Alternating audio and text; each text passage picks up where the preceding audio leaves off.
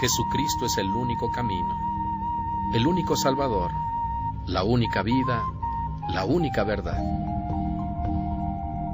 Consolidemos nuestra fe con Monseñor Felipe Arizmendi. En este programa conozcamos más a fondo los cimientos de nuestra fe católica. Consolidemos nuestra fe.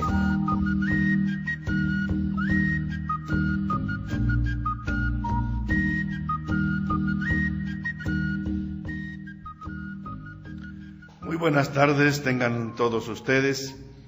Muchas gracias por permitirnos compartir estos momentos. Un saludo también extensivo a quienes nos siguen por medio de las emisoras católicas de Comitán, de Trinitaria y de Comalapa, y gracias a aquellos que hacen posible esa retransmisión. Esta tarde me acompaña la hermana Cristina Galaviz. Hermana, buenas tardes. Muy buenas tardes, monseñor. Buenas tardes a todos los radioescuchas que nos están aquí sintonizando. Oiga, ya la habíamos extrañado porque ella se había alejado de esta cabina. Lo que pasa es que nos turnamos y ahora me tocó venir a mí, pero yo como quiera los estoy siguiendo también desde la radio y en la casa. Y rezando por nosotros. Y rezando por todos, sí. Claro. Para que Dios vaya promoviendo los corazones y los vaya haciendo más dóciles a la voluntad de Dios. Gracias, hermana, agradecemos muchísimo. Vamos ahora a reflexionar sobre un tema bien interesante, importantísimo, central en nuestra fe. Recuerden que el título de este espacio es Consolidemos nuestra fe. Es un espacio muy oportuno porque apenas este jueves, en sintonía con el Papa y con toda la Iglesia, iniciamos en nuestra diócesis el Año de la Fe. Tuvimos una procesión de la Iglesia del Carmen, después la celebración en Catedral, que varios de ustedes siguieron también por la radio. Y la finalidad de este Año de la Fe es de que profundicemos en ella, conozcamos más al Señor y nos decidamos a vivir conforme a esta fe. Por eso el título de nuestro programa, Consolidemos, hagamos más sólida nuestra fe, es muy oportuno este título para este Año de la Fe. Y vamos ahora con el tema de la Eucaristía, es el tema número 7 de nuestro folleto titulado Consolidemos nuestra fe, que pueden adquirir en sus parroquias o en la curia o en esta emisora. De momento no está disponible la página de la diócesis porque nos intentaron hackear y apenas estamos en una reconstrucción. Los que tengan su folleto, tómenlo en la página 38. Vamos a iniciar con el canto que ahí se sugiere, que es un canto bastante común. Señor, ¿a quién iremos? Tú tienes palabras de vida, nosotros hemos creído que tú eres el Hijo de Dios. Son palabras bellísimas que están en la Biblia, son textos hechos, canto hechos melodía. Vamos a repetirlo. Le pido a la hermana que ella dirija ahora este canto y que todos le podamos seguir. Señor, ¿a quién iremos? Tú tienes palabras de vida. Nosotros hemos creído que tú eres el Hijo de Dios. Vamos ahora a hacer la oración que se sugiere en nuestro folleto, que es como nuestro librito de texto. Es el Salmo 42, entre paréntesis 41, que nos invita a desear a Dios, que manifiesta las ansias, los deseos, los anhelos de contemplar su templo. Vamos a decirlo como una bella oración. Vamos a ir aquí alternando estrofa por estrofa con la hermana Cristi. Como busca la sierva corrientes de agua, así mi alma te busca a ti, Dios mío. Tiene sed de Dios, del Dios vivo. ¿Cuándo entraré a ver el rostro de Dios? Las lágrimas son mi pan noche y día, mientras todo el día me repiten, ¿dónde está tu Dios? Recuerdo otros tiempos y mi alma desfallece de tristeza. Cómo marchaba a la cabeza del grupo hacia la casa de Dios, entre cantos de júbilo y alabanza, en el bullicio de la fiesta. ¿Por qué te acongojas, alma mía? ¿Por qué te me turbas? Espera en Dios, que volverás a alabarlo. Salud de mi rostro, Dios mío. Cuando mi alma se acongoja, te recuerdo, desde el Jordán y el Hermón y el monte menor. Una cima grita a otra cima con voz de cascadas. Tus torrentes y tus olas me han arrollado. De día el Señor me hará misericordia. De noche cantaré la alabanza del Dios de mi vida. Diré a Dios, roca mía, ¿por qué me olvidas? ¿Por qué voy andando sombrío, hostigado por mi enemigo? Se me rompen los huesos por las burlas del adversario. Todo el día me preguntan, ¿dónde está tu Dios? ¿Por qué te acongojas, alma mía? ¿Por qué te me turbas? Espera en Dios, que volverás a alabarlo. Salud de mi rostro, Dios mío. Gloria al Padre, y al Hijo, y al Espíritu Santo, como era en el principio, ahora y siempre, por los siglos de los siglos. Amén.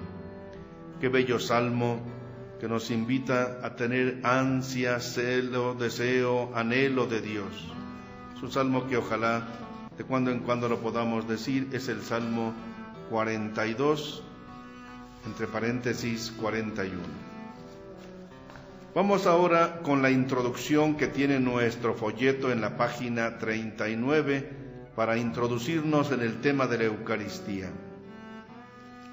No faltan personas de otras religiones que, demostrando su ignorancia, afirman que la misa la inventó un papa de tiempos tardíos y que es imposible que Jesucristo esté presente, vivo y verdadero en la Eucaristía y en el sagrario. ¿Cómo demostraremos con la Biblia que Jesucristo celebró la primera misa y ordenó que la celebráramos siempre que nos reunimos en su nombre? ¿Cómo la celebraban los primeros cristianos? ¿Cuál es la importancia de la Eucaristía en la vida de la Iglesia? ¿Cuántas partes tiene la misa y cómo se celebra? Bien, son interrogantes a los que iremos respondiendo, pero efectivamente, como dice nuestra introducción, hay personas que por ignorancia pues dicen que la misa no está en la Biblia. Ciertamente la palabra misa no está en la Biblia, eso es verdad. Entonces por eso dicen que la misa la inventó algún papa ya después de Jesucristo y que el cristianismo inventó esas cosas. Vamos a demostrar cómo Jesucristo instituyó la Eucaristía. Vamos a verlo desde en esta sesión, como lo veremos en la siguiente dentro de 8 días, con el favor de Dios. Entonces vamos a irnos introduciendo en la Sagrada Escritura para ver cómo se fue preparando la institución de la Eucaristía. Es decir, que esto no es un invento ni una ocurrencia nuestra. Dios mismo fue preparando todo esto. Pero vamos a escuchar un texto de San Pablo en su primera carta a los Corintios, capítulo 11, versículos del 23 al 29, en que él nos narra ya algo que era en su tiempo, y son tiempos de los años 60, 70, máximo 80, en que él ya nos habla de cómo se celebraba la Eucaristía y el sentido que tenía. Y él dice que él nos transmite lo que a su vez recibió y que ya es una costumbre en las comunidades cristianas de ese primer siglo. Vamos a escuchar pues esta cita de 1 Corintios capítulo 11, versículos 23 al 29.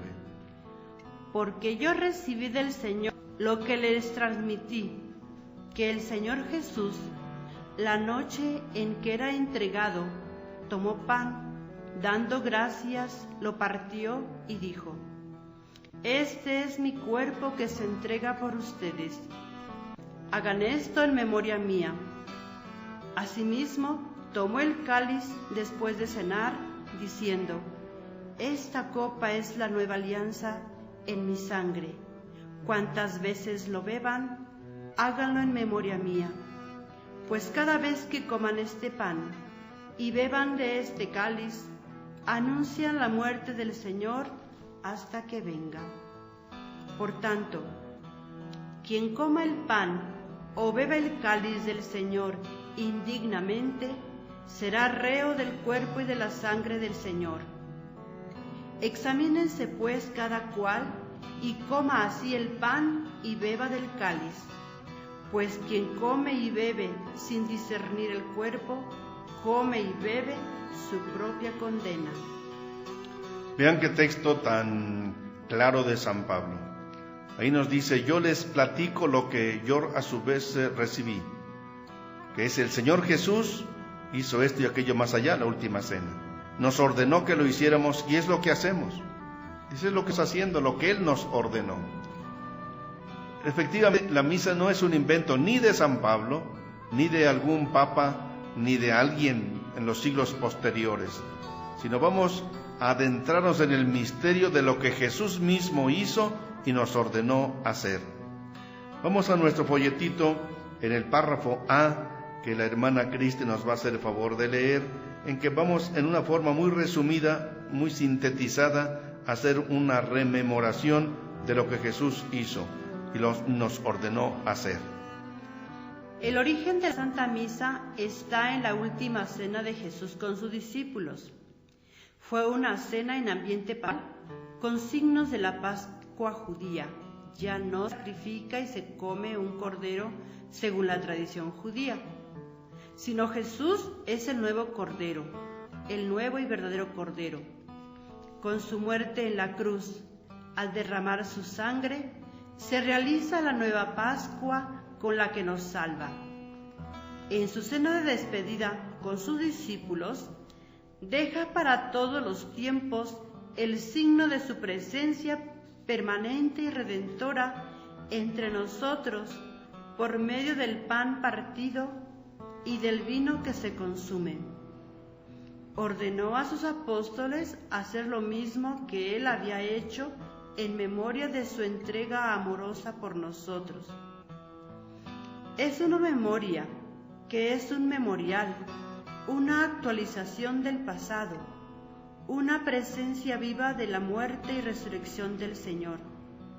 No es una repetición, ni una representación teatral, ni una evocación del pasado, sino una actualización de su Pascua en forma incruenta, es decir, sin nuevo derramamiento de sangre. Esta es una breve síntesis de cuando Jesús hizo la primera misa y cómo nos ordenó a hacerla. Pero para poderla comprender mejor, vamos a ir a la Pascua que Dios mismo les ordenó a los judíos, puesto que la misa se hizo precisamente en las fiestas de la Pascua y están en un ambiente netamente pascual. Pero para poder comprender mejor esa Pascua de Jesús, vayamos un poco a la primera Pascua de la que nos habla el libro del Éxodo, capítulo 12, versículos del 1 al 14. Estos textos no están en su folletito, porque el folleto es un poco más simple, más sencillo, pero aquí podemos explayarnos un poco más. Vamos a leer pues lo que Dios por medio de Moisés ordenó al pueblo, que celebrara esa primera Pascua como un signo de su liberación de las cadenas de Egipto. Éxodo capítulo 12, versículos del 1 al 14. Yahvé dijo a Moisés y a Aarón en el país de Egipto: este mes será para ustedes el primero de los meses, será para ustedes el primer mes del año. Digan a toda la comunidad de Israel: el día 10 de este mes, cada uno tomará una res por familia, una res por casa. Si la familia es demasiado pequeña para comer la res, que la comparta con el vecino más próximo, teniendo en cuenta el número de personas y la ración que a cada cual pueda comer. Será un res sin defecto, macho, de 1 año. Lo escogerán entre los corderos o los cabritos. La guardarán hasta el día 14 de este mes, y congregará toda la comunidad de Israel, la inmolará al atardecer. Tomarán luego la carne y untarán los 2 postes y la parte superior de la puerta de las casas donde la coman. Esa noche comerán la carne, la comerán asada al fuego, con ázimos y con hierbas amargas. No comerán de ella nada crudo ni cocido, sino asado al fuego, con su cabeza, pata y vísceras. No dejarán nada hasta la mañana, pero si sobra algo, al amanecer lo quemarán. La comerán así, con la cintura ceñida, los pies calzados y el bastón en la mano, y la comerán deprisa.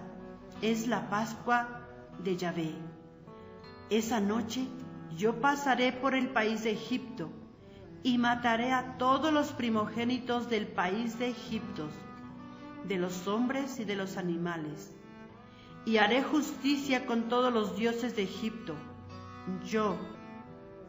La sangre les servirá de señal en las casas donde estén. Cuando yo vea la sangre, pasaré de largo, y no los afectará la plaga exterminadora cuando yo hiera al país de Egipto. Este día será memorable para ustedes. En él celebrarán fiesta a Yahvé de generación en generación. Como ley perpetua lo festejarán. Qué texto tan importante para poder comprender muchas cosas de la Pascua de Jesús. Entonces vayámonos un poco al Antiguo Testamento, es el libro del Éxodo capítulo 12, versículos del 1 al 14, y después sigue, desde luego, no lo leemos íntegro, si ustedes quieren pueden leerlo después.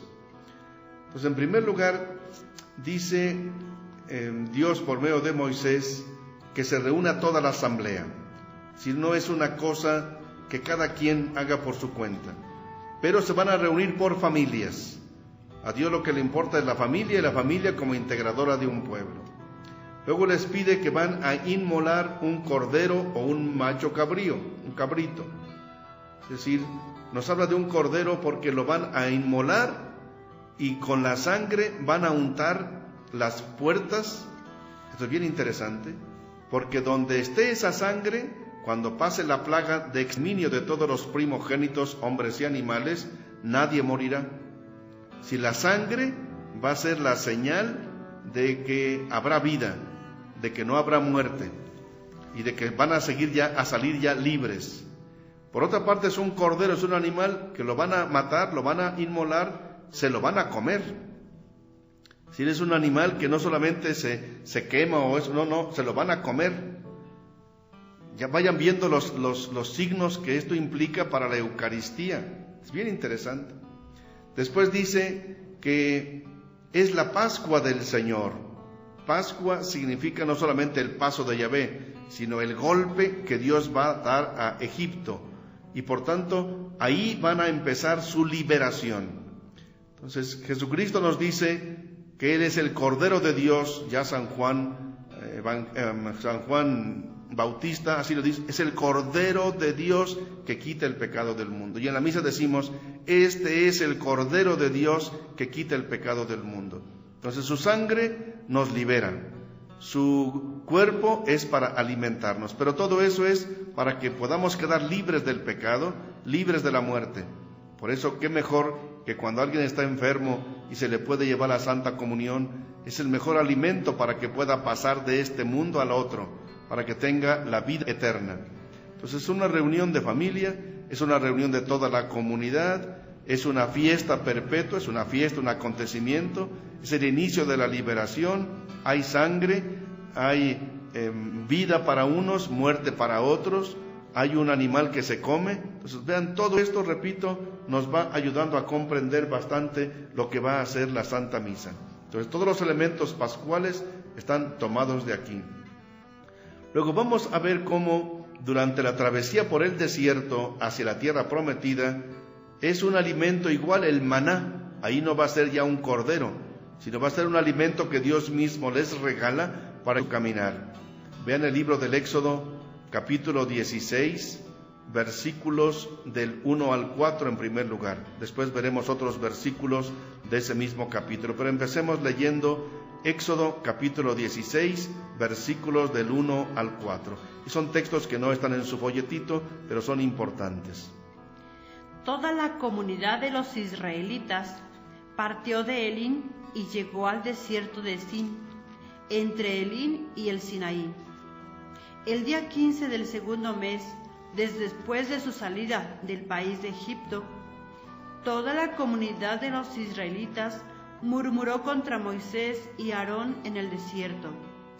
Decían: ojalá hubiéramos muerto a manos de Yahvé en el país de Egipto, cuando nos sentábamos junto a la olla de carne y comíamos pan hasta hartarnos. Ustedes nos han traído a este desierto para matar de hambre a toda esta asamblea. Yahvé dijo a Moisés: mira, haré llover pan del cielo para ustedes. El pueblo saldrá cada día a recoger la ración cotidiana. Así lo pondré a prueba, a ver si sigue mi ley o no. Fíjense que es un texto bien interesante porque el pueblo quiere comer. No tienen con qué, no hay con qué. ¿Qué les van a dar en el desierto? Pues no hay qué. Entonces empiezan a murmurar: mejor regresemos a la esclavitud de Egipto. Pero es cuando Dios interviene y dice, versículo 4, voy a hacer llover del cielo pan para ustedes. Pues Jesucristo lo retoma eso cuando tiene una conversación con los judíos, que lo tiene el capítulo 6 del Evangelio de San Juan. Pero, ¿en qué consistía este maná? ¿Qué era el maná? Vamos a ver el versículo 31 de este mismo capítulo 16.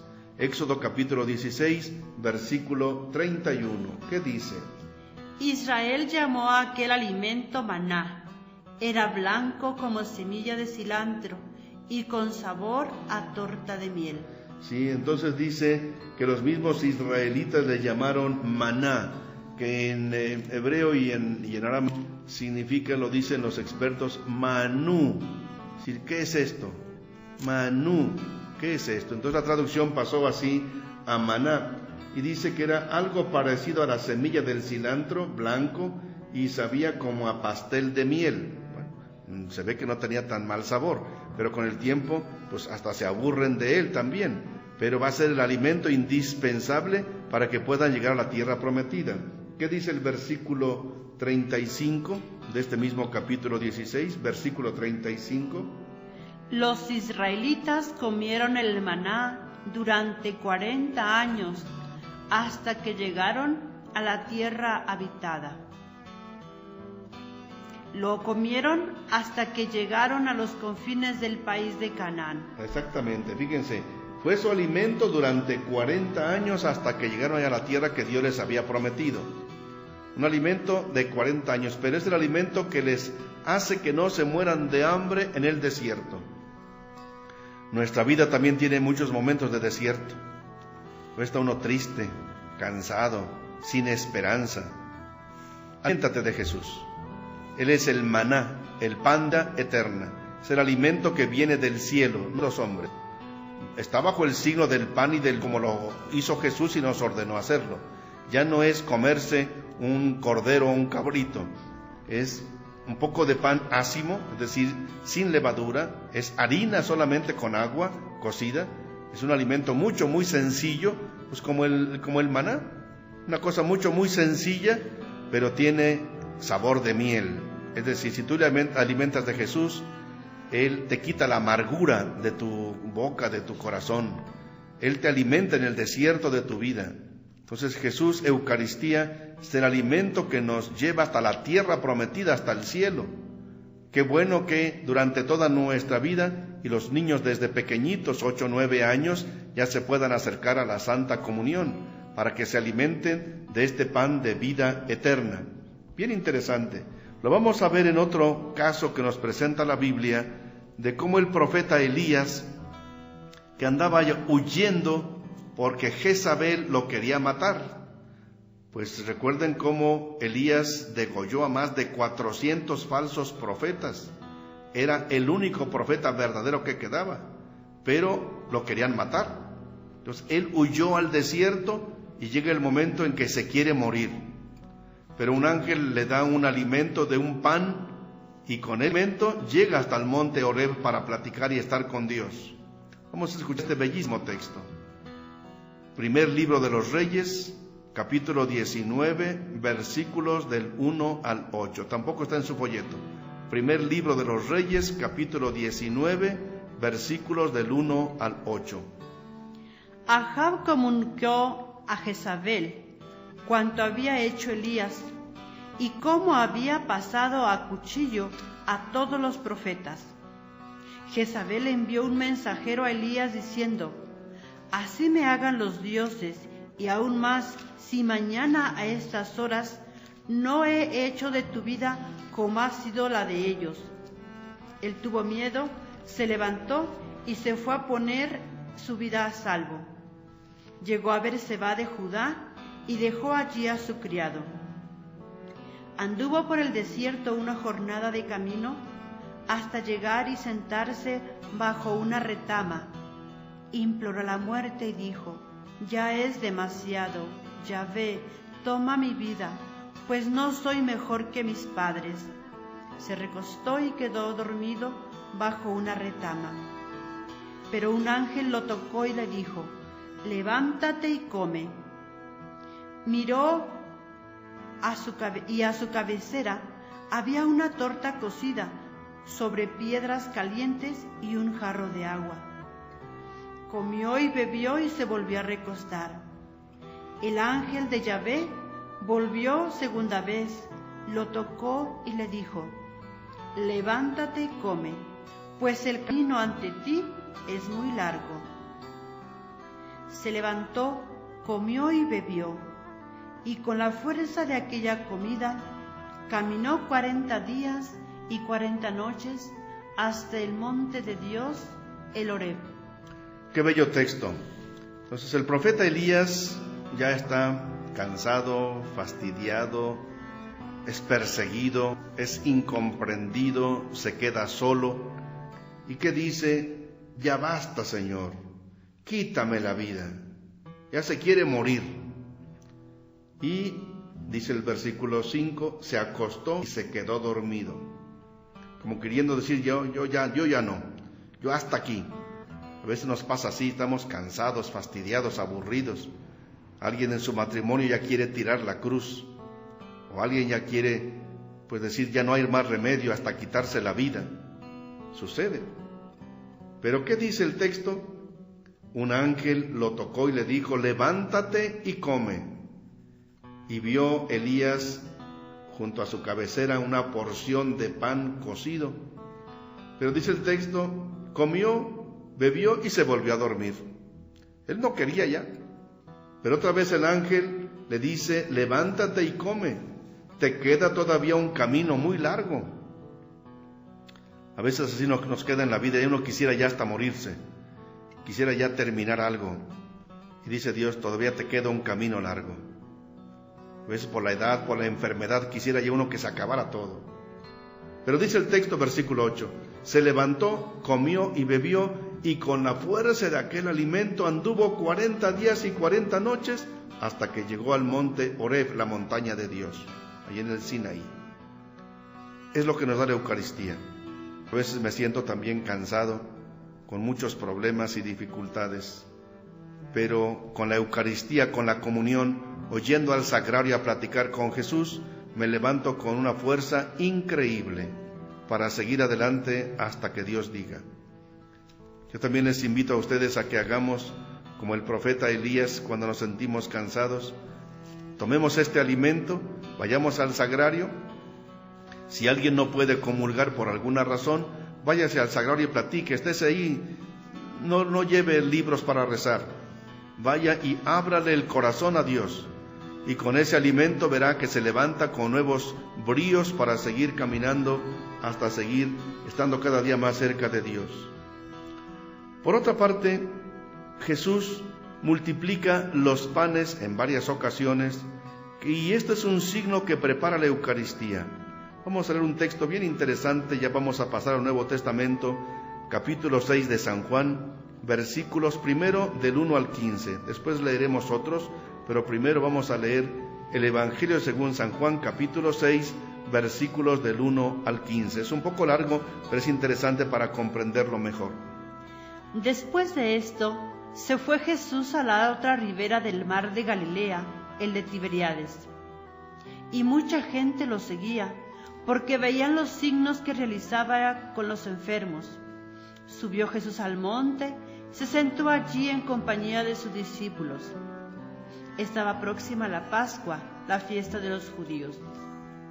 Al levantar Jesús los ojos y ver que se venía hacia él mucha gente, dice a Felipe: ¿Dónde nos procuraremos pan para que coman estos? Se lo decía para probarle, porque él sabía lo que iba a hacer. Felipe le contestó: 200 denarios de pan no bastan para que cada uno tome un poco. Le dice uno de sus discípulos, Andrés, el hermano de Simón Pedro: aquí hay un muchacho que tiene 5 panes de cebada y 2 peces. Pero, ¿qué es eso para tantos? Jesús dijo: hagan que se recueste la gente. Había en el lugar mucha hierba. Se pues los hombres en número de unos 5,000. Tomó entonces Jesús los panes y después de dar gracias, los repartió entre los que estaban recostados, y lo mismo los peces. Todo lo que quisieron cuando se y lo mismo los peces. Todo lo que quisieron cuando se saciaron, les dice a sus discípulos: recojan los trozos sobrantes para que nada se pierda. Los recogieron pues y llenaron 12 canastos con los trozos de los 5 panes de cebada que sobraron a los que se habían comido. Al ver la gente el signo que había realizado, decía: este es verdaderamente el profeta que iba a venir al mundo. Sabiendo Jesús que intentaban venir a tomarle por la fuerza para hacerle rey, huyó de nuevo al monte él solo. Qué interesante texto. Jesús se preocupa por los que no tienen que comer, es obvio, y les da de comer, y en forma abundante, hasta sobra. Pero la gente luego ya tiene motivos pues muy interesantes, quieren hacerlo rey para que les dé de comer siempre, y ya no tengan que trabajar. Y tampoco. Jesús se les escapa, dice: no, yo no vine a esto. Es bien interesante lo que tienen después los versículos 26 y 27. Bien interesante, porque la gente lo andaba buscando pues para que les dieran de comer más. Jesús les respondió: en verdad les digo, ustedes me buscan, no porque han visto signos, sino porque han comido de los panes y se han saciado. Obren no por el alimento perecedero, sino por el alimento que permanece para la vida eterna, el que les dará el Hijo del Hombre, porque a este es a quien el Padre Dios ha marcado con su sello. Es decir, para Jesús lo importante no es comer así físicamente, sino recibirlo a Él, vivir de Cristo.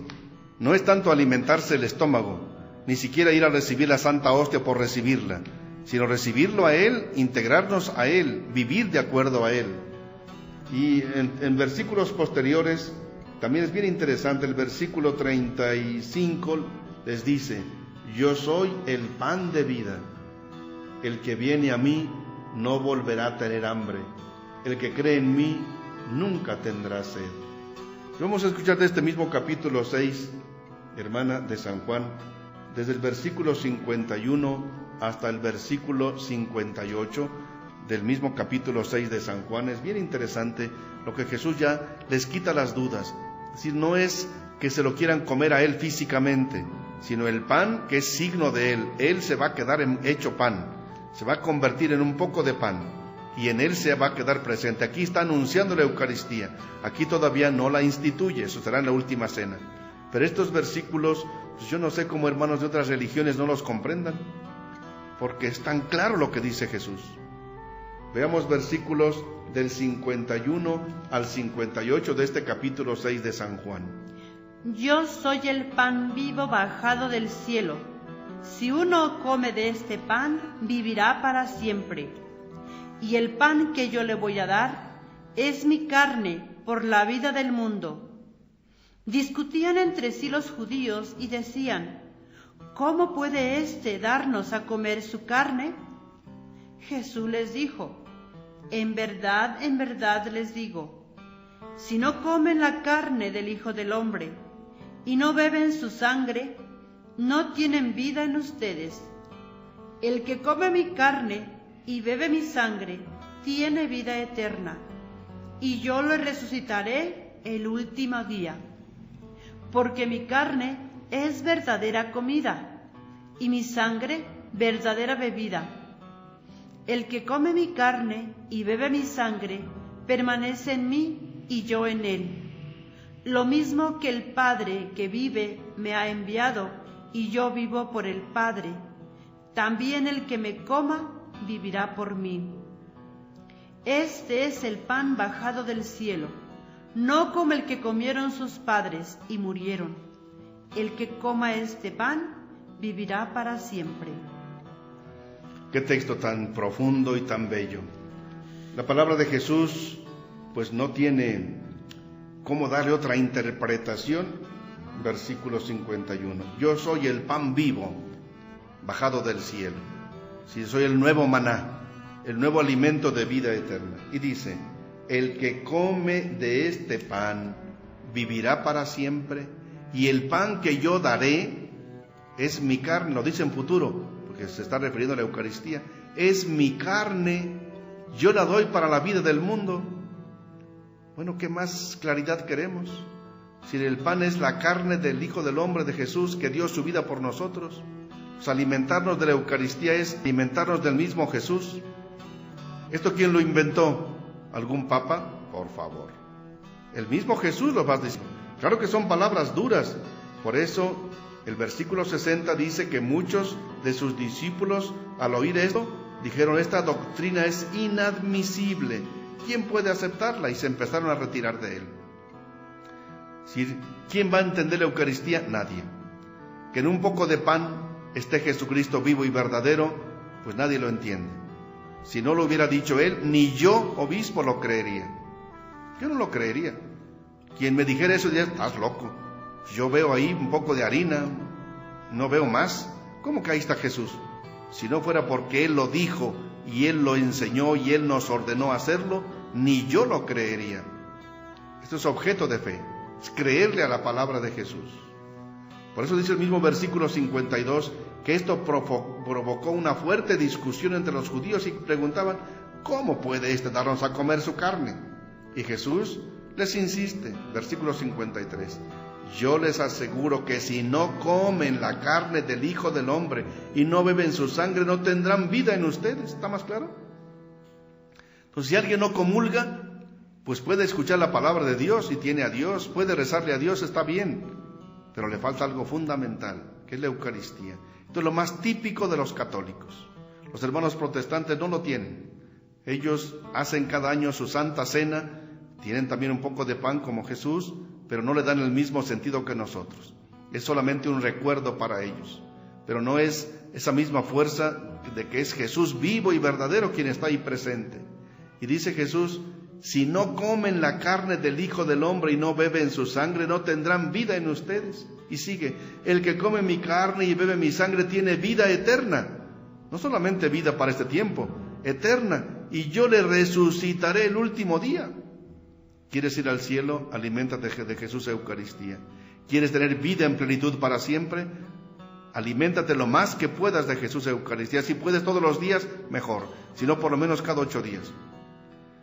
¿Qué le pasaría a una persona que come muy de cuando en cuando, cada semana, cada mes? Se debilita y se muere. Hay que comer 1 o 2 veces al día, y si podemos las 3 veces, mejor. Entonces la Eucaristía es el alimento. Entonces si podemos comulgar todos los días, mucho mejor. Si no, por lo menos cada 8 días. Pero que no dejemos tanto tiempo sin comulgar, porque la comunión es el alimento de vida eterna. Y sigue Jesús insistiendo, versículo 55: Mi carne otra vez es verdadera comida y mi sangre es verdadera bebida. El que come mi carne y bebe mi sangre vive en mí y yo en él. Vive en mí y yo en él. Qué palabra tan extraordinaria. Si tú comulgas, Jesús vive en ti y tú vives en Jesús. ¿Qué cosa más importante que esa? A mí me duele cuando algunos sí hacen sus oraciones tradicionales y está muy bien, las respetamos, las queremos, pero no les gusta la comunión. Oye, pues te quedas, pues ¿qué? Pues ni con los frijolitos y sin el mole, ¿no? Peor, te quedas con la tortilla nada más ahí, ni sal ni nada.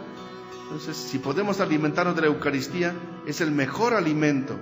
El que come mi carne y bebe mi sangre vive en mí y yo en él. Versículo 56.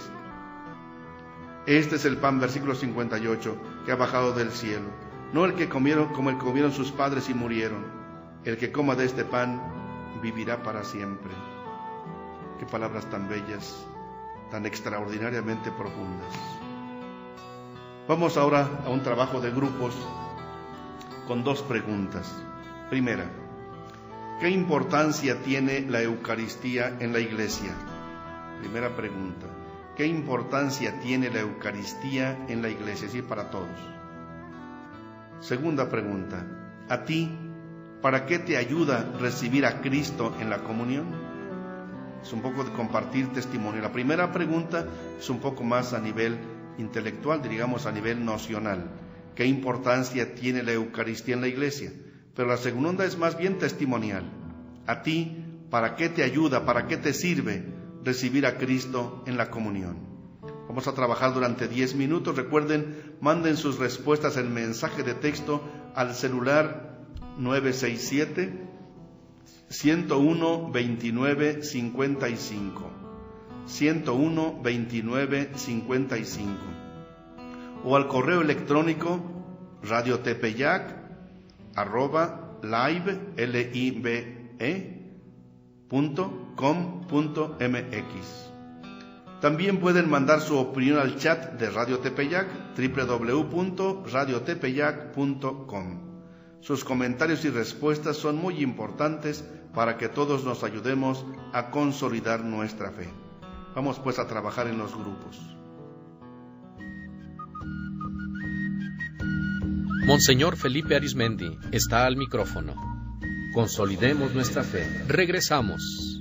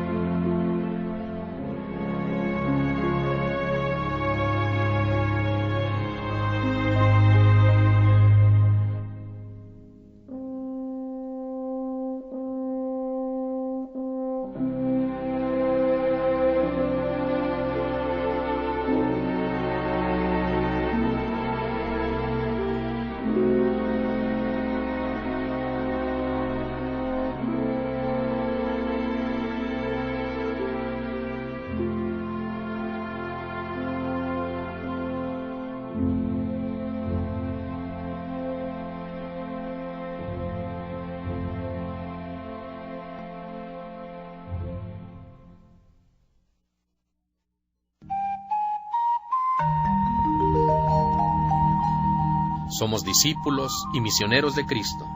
Consolidemos nuestra fe con Monseñor Felipe Arizmendi.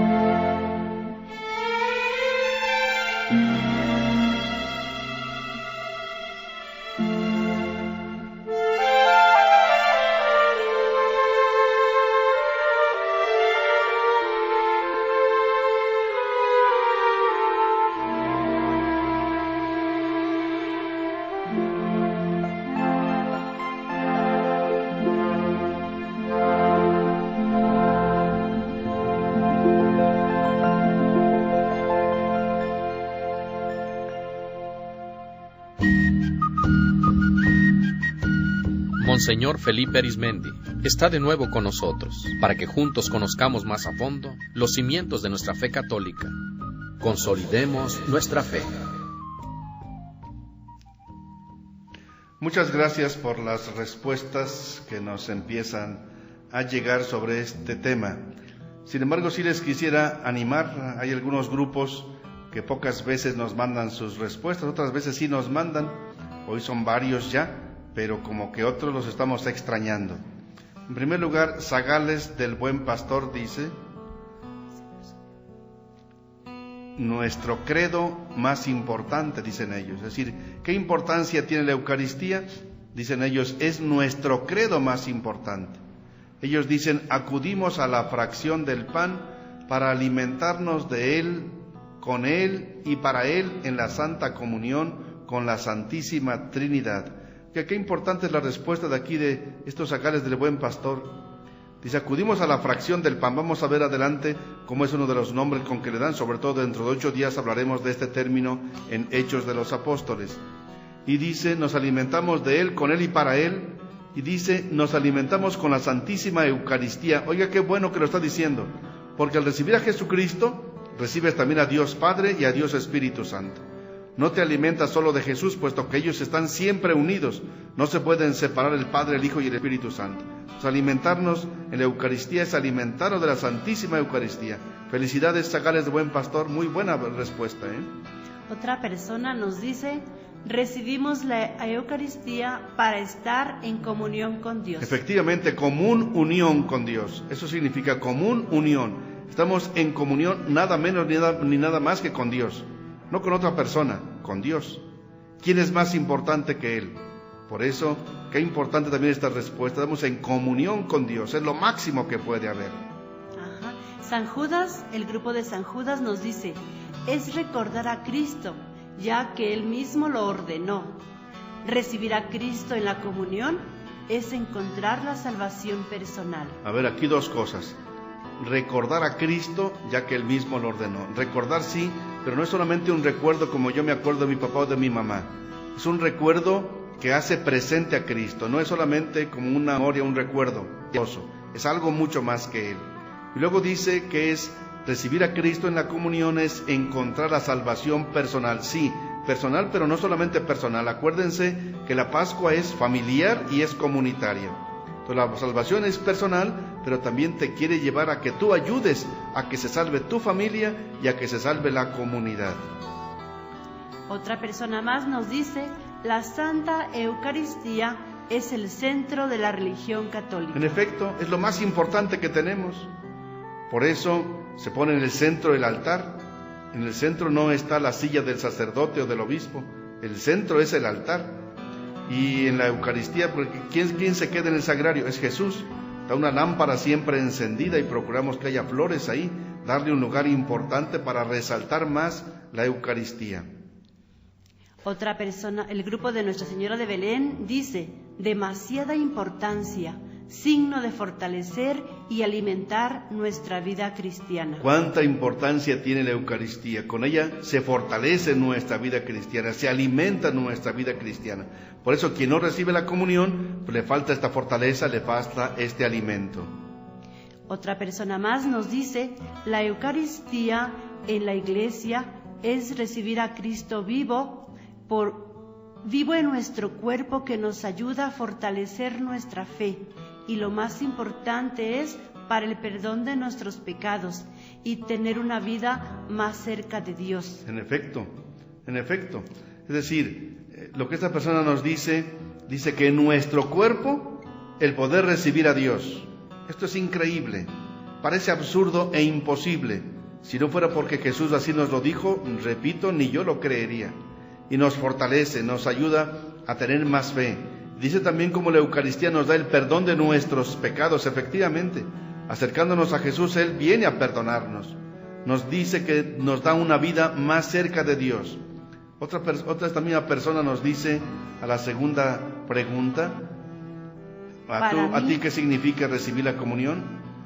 Dice, para mí es recibir la luz de la vida eterna. Efectivamente, no solamente la luz, es el alimento de la vida eterna. La luz puede ser un poquito más intelectual, es el alimento que te da vida eterna. El grupo de María Inés de la Florecilla dice: es importante porque es el signo que le da vida a la iglesia, la sostiene y la hace fuerte en los momentos de prueba, porque es nuestro alimento que fortalece nuestra fe por nosotros. Exactamente, la importancia que tiene es el signo que le da vida a la iglesia y la sostiene. A la iglesia no solamente a las personas, sino a los grupos, a la institución, a la comunidad, y la hace fuerte en los momentos de prueba. Todos tenemos momentos de prueba, sea por enfermedades o por conflictos, por incomprensiones, por persecuciones, como le pasaba a Elías. Y es el alimento que nos sostiene, nos hace fuertes. Es el alimento, como dice el grupo de María Inés de la Florecilla, que fortalece también nuestra fe, si nos aumenta la fe. Y Víctor Ballinas nos comenta: es recibir el perdón de Dios y prepararse para una mejor vida al lado de Dios. Ya no solamente al lado de Dios, sino Dios está en ti, dentro de ti, vive en ti. ¿Sí? No es solamente para llegar al cielo al lado de Dios, es una forma de decir, pero es Dios que quiere estar dentro de ti. Quiere recibir en tu corazón, quiere estar en ti. Nuestra Señora de Belén comenta: me ayuda a ser un buen católico, me da fuerza para corregir mi vida y para tenerlo presente todo el día y siempre. Eso es. La Eucaristía nos ayuda para ser buenos católicos, buenas católicas. Nos da fuerza para corregir nuestra vida, pues todos tenemos muchas cosas a veces que corregir. Y con la fuerza, con el alimento de Dios, sí podemos seguir caminando en la vida. Dice, me sirve para tenerlo todo el día y siempre presente en mí, viviendo en mí. Gracias por estos mensajes, nos siguen llegando otros. Vamos a continuar nuestra reflexión y ahora sí vamos a ir entrando ya más profundamente en los textos que explícitamente nos hablan de cuando Jesús instituyó la Eucaristía. Son textos bellísimos. Bellísimos. Vamos a empezar, si tienen su folleto, lo pueden ahí ver en la página correspondiente, están estos textos ya directamente sacados de la Biblia. Es decir, lo que vamos ahí a poner para ustedes está explícitamente tomado de textos bíblicos. Lo pueden ver en la página 40. En la página 40, el inciso B, que dice: la primera versión escrita que conservamos de las palabras dichas por Jesús al instituir la Eucaristía es la del evangelista Marcos, quien escribe: y mientras estaban comiendo, tomó pan, pronunció la bendición, lo partió y se lo dio y dijo: tomen, esto es mi cuerpo.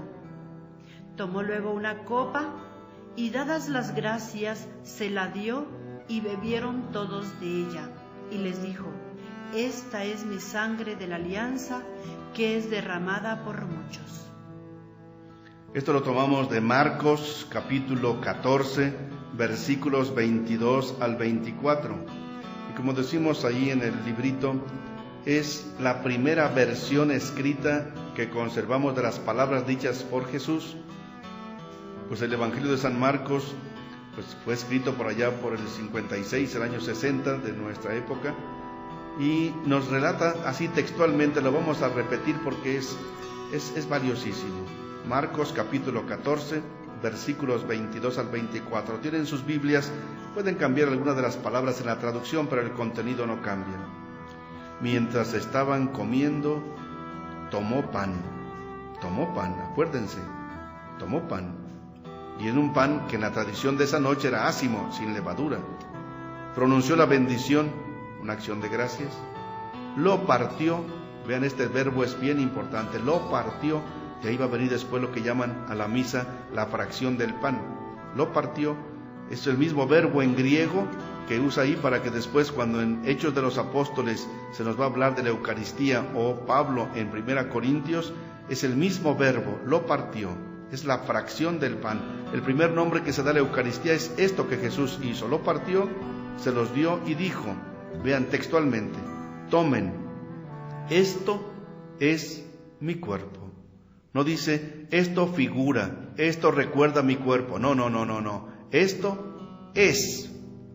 Ahora, la versión griega que tenemos, la que conocemos griega original, es una versión del arameo. Jesús no habló en griego, sino en arameo.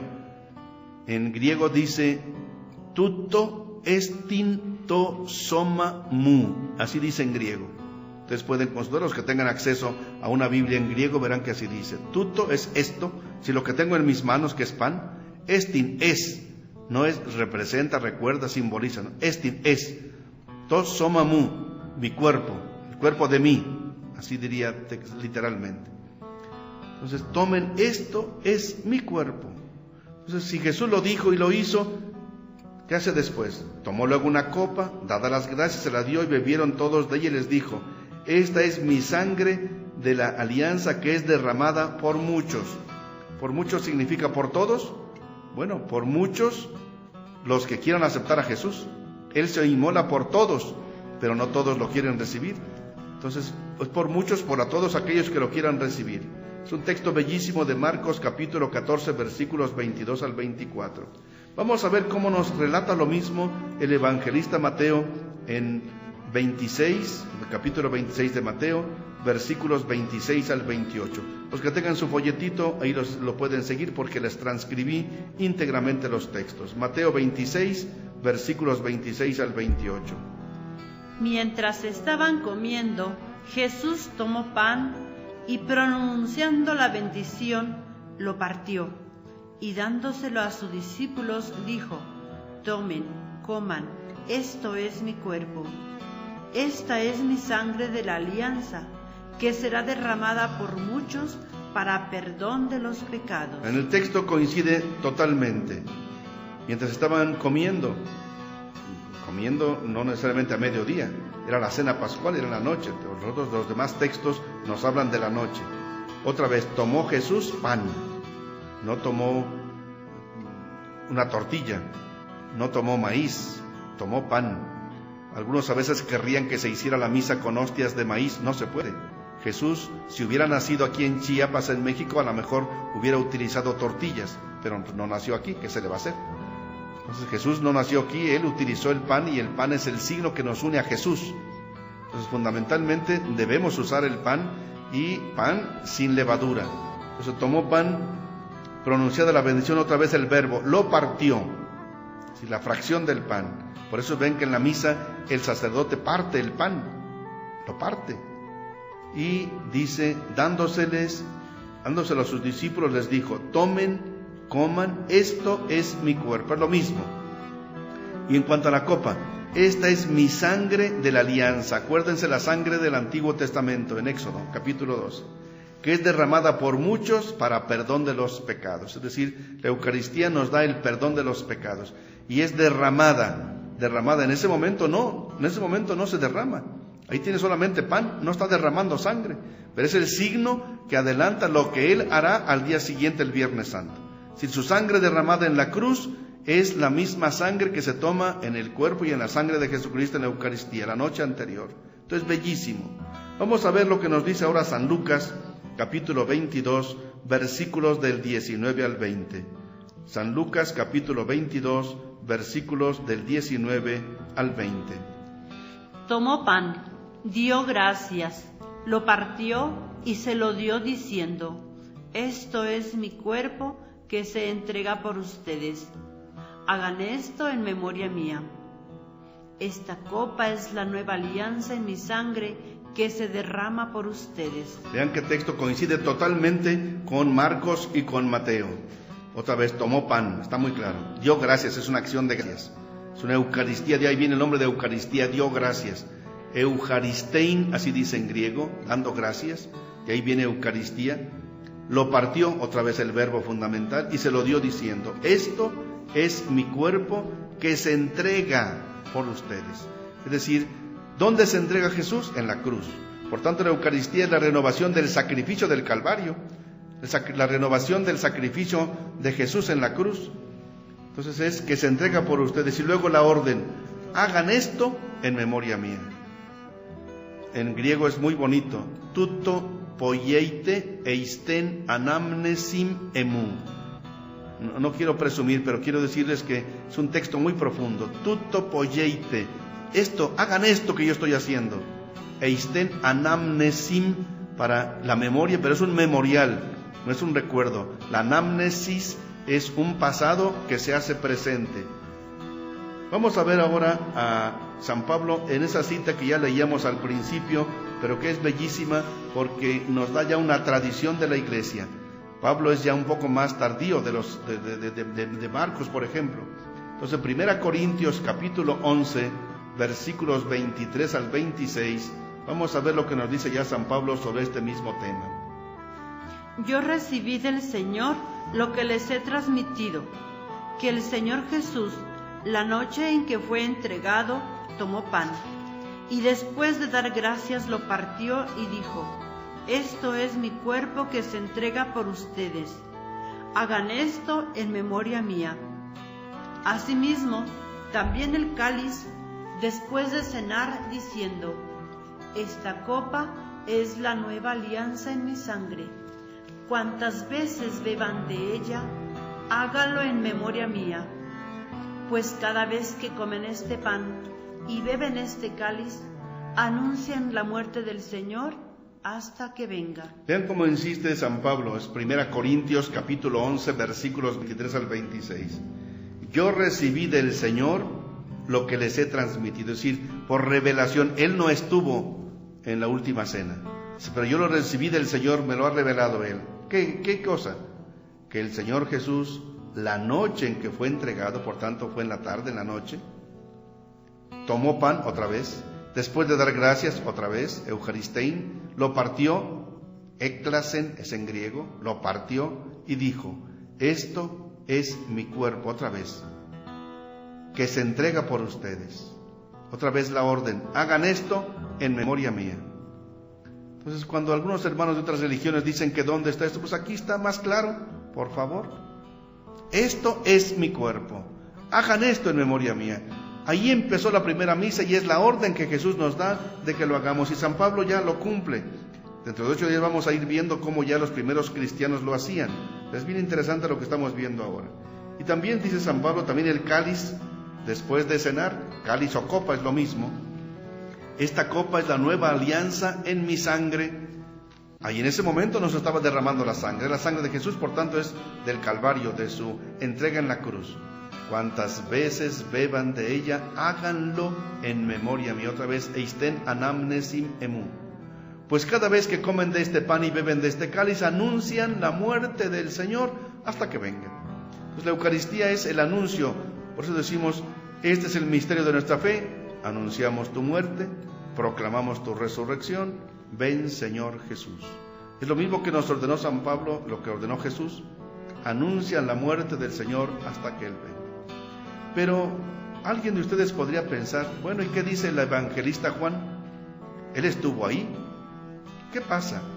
En nuestro folleto, lo pueden ustedes ver allí en la página 40, es el inciso F, dice cosas bien interesantes para ayudar a comprender por qué Juan, que habló mucho de la Eucaristía en el capítulo 6, aquí no la menciona. Cuando él habla de la última cena, no la menciona. Habla mucho de todo el discurso último y la oración de Jesús, el mandato nuevo, el lavatorio de los pies, pero no menciona la Eucaristía. ¿Qué significará esto, hermana? El apóstol Juan, que estuvo presente en la última cena, no narra la institución de la Eucaristía. Sin embargo, nos presenta en forma muy insistente a Jesús como pan de vida, alimento que da vida eterna. Como ya los otros evangelistas habían narrado lo de la Eucaristía, Juan completa la narración con el lavatorio de los pies para dar a entender que la Eucaristía es una entrega al servicio de los demás hasta dar la vida por ellos. Una misa sin amor y servicio a los demás, en particular a los pobres, se queda muy incompleta y puede ser hasta falsa. Esto que estamos aquí diciendo no es un invento nuestro. El Papa Juan Pablo II así lo explica, y lo mismo el Papa Benedicto, que sabe mucho de Biblia y de teología. Es decir, ¿por qué San Juan no narra la institución de la Eucaristía como lo hacen Marcos, Mateo, Lucas, Pablo, si estuvo él presente? Es que él escribió el Evangelio mucho después de ellos, y él ya no quiso repetir lo que ya habían dicho otro. Por eso ustedes verán que su evangelio es muy diferente. Narra cosas fundamentales históricas de Jesús, pero le da una interpretación diferente. Juan ya había hablado mucho del pan de la vida eterna en el capítulo 6 del mismo San Juan. Pero, ¿qué hace? Aquí Juan completa lo que no habían dicho los otros. Ninguno de los otros habla del lavatorio de los pies. Ustedes pueden ver en Juan capítulo 13, versículos del 1 al 17, cómo narra lo que los demás no habían narrado, porque Juan quiere complementar lo que los demás no dijeron. Para dar a entender claramente, y así lo interpretan el Papa Juan Pablo II y el Papa Benedicto, que una Eucaristía es para hacer presente a Jesús que se entrega, y el entrega es el servicio a los demás.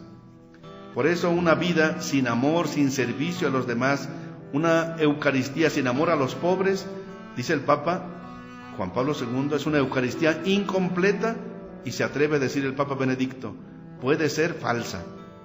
Una Eucaristía sin amor, ¿para qué sirve? Ir a comulgar y no amar al prójimo, no ayudar a los pobres, a los que sufren, a los enfermos, a los presos, a los migrantes, a los ancianitos, es una comunión que no funciona.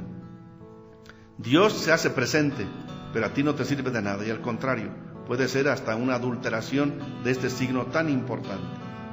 Vamos ahora a trabajar con otras dos preguntas. Primera, ¿qué hacer para que muchas personas valoren más la Santa Misa y participen en ella? Entonces, ¿qué hacer para que más personas valoren la Santa Misa y participen en ella? ¿Qué hacer? Segundo, no es una pregunta, sino una invitación. Hagan una oración para agradecer a Jesús por el gran don de su presencia vive entre nosotros. Pues una oración a Jesús para agradecerle, darle gracias, quizá para pedirle perdón por no valorar su presencia viva entre nosotros, o suplicarle algo. Nos la remite en su oración y aquí la iremos compartiendo con los demás. Manden pues sus mensajes de texto al celular 967-101-2955 o también al chat de Radio Tepeyac, www.radiotepeyac.com.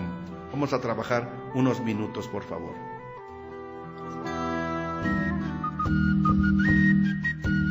Monseñor Felipe Arizmendi está al micrófono. Consolidemos nuestra fe. Regresamos.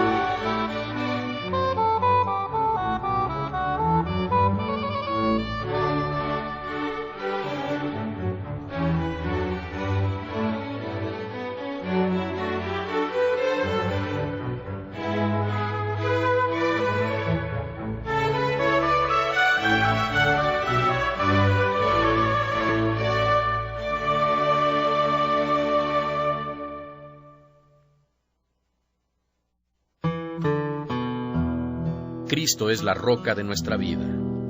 Consolidemos nuestra fe con Monseñor Felipe Arizmendi.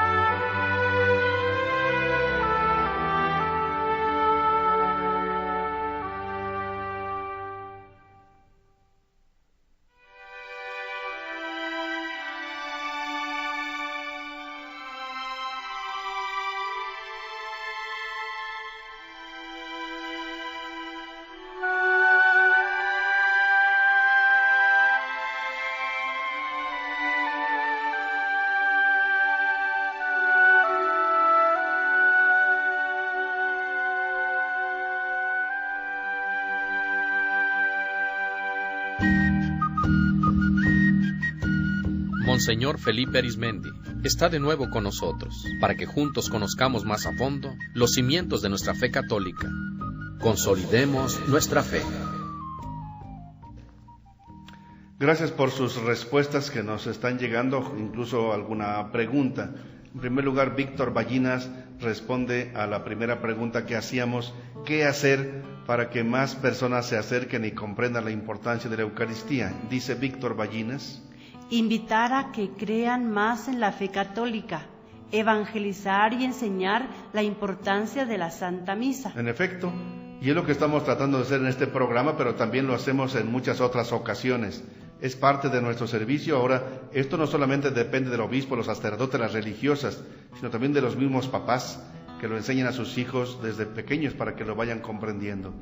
Pero a su vez, esta persona, Víctor Ballinas, hace una pregunta. Si uno es separado y sus hijos no son casados por la Iglesia, ¿los padres pueden recibir la Eucaristía? Buena pregunta, Víctor, gracias por hacerla, Entonces, si alguien está separado puede recibir la comunión? Depende. Si está separado de su legítima esposa, pero no vive con otra persona, es decir, si vive solo, sí puede recibir la Santa Comunión.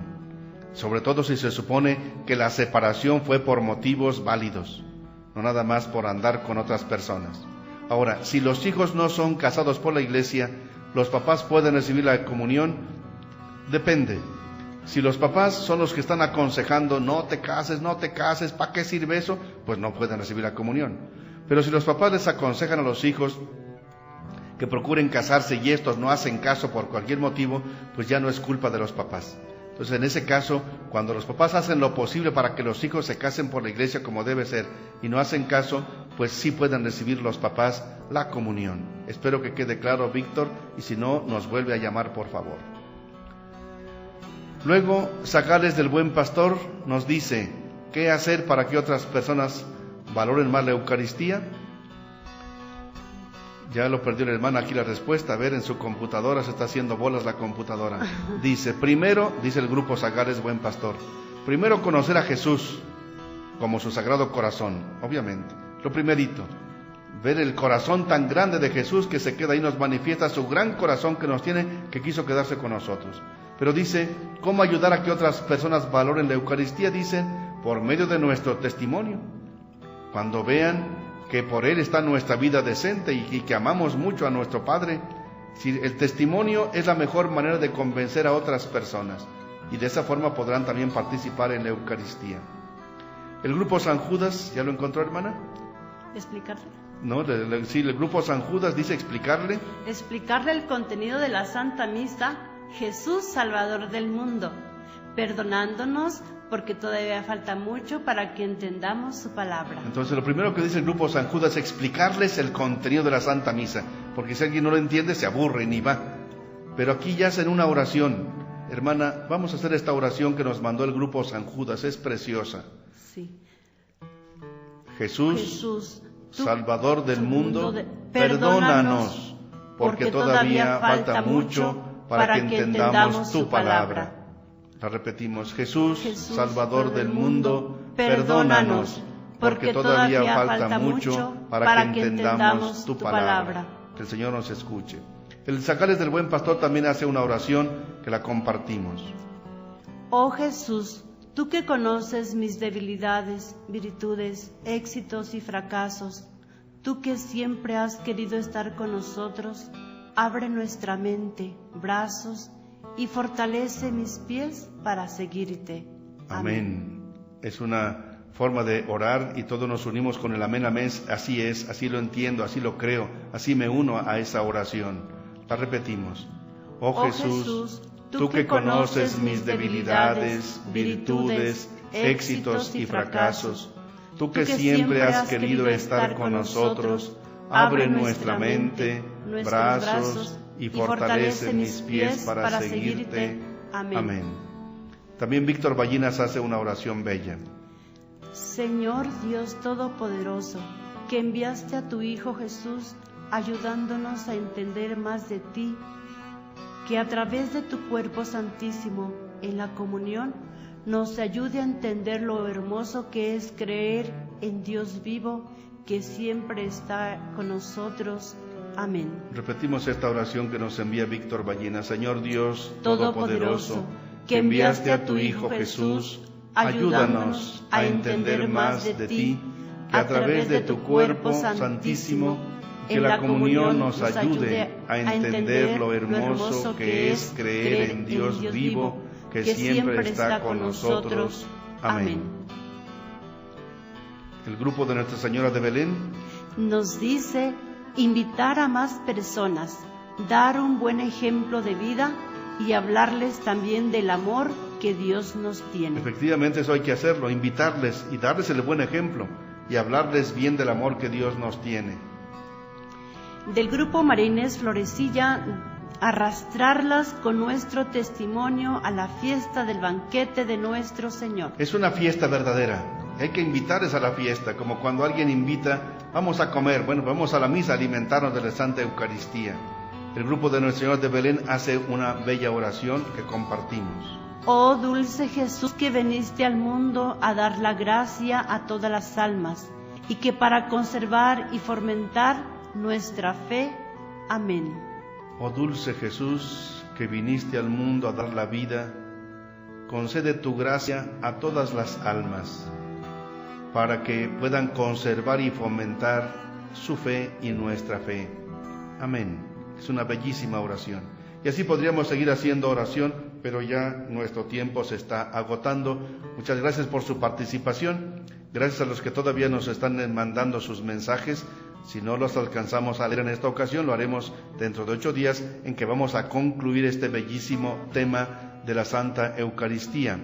Y nos acaba de llegar una oración del grupo de María Inés de la Florecilla. Gracias, Señor, por darnos el mejor alimento, que es tu cuerpo y sangre, que nos fortalece, da vida y nos prepara a la vida eterna. Amén. Lo repito, gracias, Señor, por darnos el mejor alimento, que es tu cuerpo y sangre, que nos fortalece, nos da vida y nos prepara para la vida eterna. Todos. Amén. Pues vamos a concluir con un bellísimo canto ya muy popular y muy tradicional. Lo tienen en su página 42, pero no hace falta que lo vean en su folletito. Es un canto muy conocido. Cantemos al amor de los amores, cantemos al Señor. Dios está aquí, venid adoradores, adoremos a Cristo Redentor. Gloria a Cristo Jesús, cielos y tierra, bendecida al Señor. Honor y gloria a ti, Rey de la gloria. Amor por siempre a ti, Dios del amor. Bellísimo canto, y con él cerramos nuestro programa. Les esperamos dentro de 8 días, con el favor de Dios, que concluiremos este tema de la Santa Eucaristía. Buenas tardes.